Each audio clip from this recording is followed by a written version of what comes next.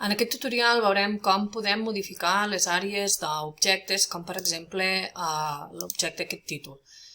Quan nosaltres, ja he comentat en algun tutorial, quan nosaltres seleccionem alguna cosa, el menú aquest de la dreta va modificant-se. Si no tinc res seleccionat, surten les opcions per defecte de la presentació, doncs el tipus de presentació, etc.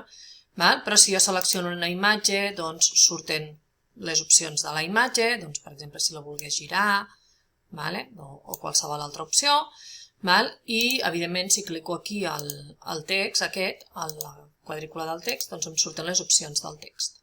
Entre ells el tipus de lletra, podria modificar-lo, la mida, el color, etc. Aquí tenim totes les opcions, paràgraf, i també tenim aquí per exemple l'àrea d'aquesta figura d'aquí.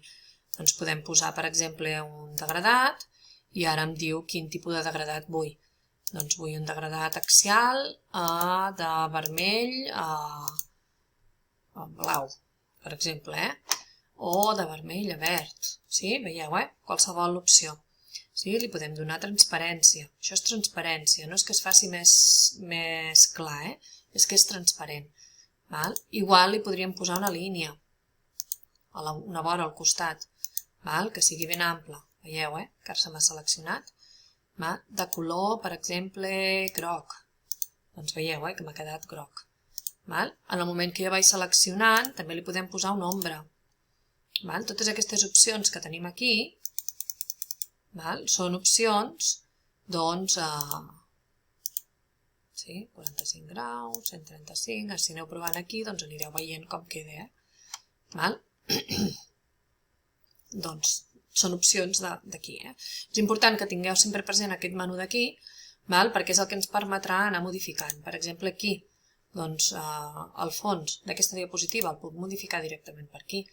Puc posar un color, per exemple, color groc, o puc canviar alguna altra cosa. Puc ficar que s'activi el fons del mestre o no. I llavors, si jo vaig clicant, veieu que anem trobant cadascuna de les diferents coses.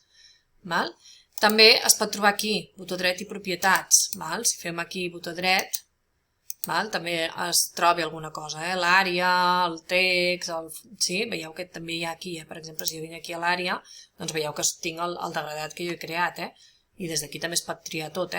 Per tant, o ho fem aquí botó dret o aquí. Si això m'hagués desaparegut, si ho tanco sense voler, si tinc aquests botons d'aquí els puc activar, i si no per aquí, el visualitza, tenim la barra lateral, que la puc activar, veieu?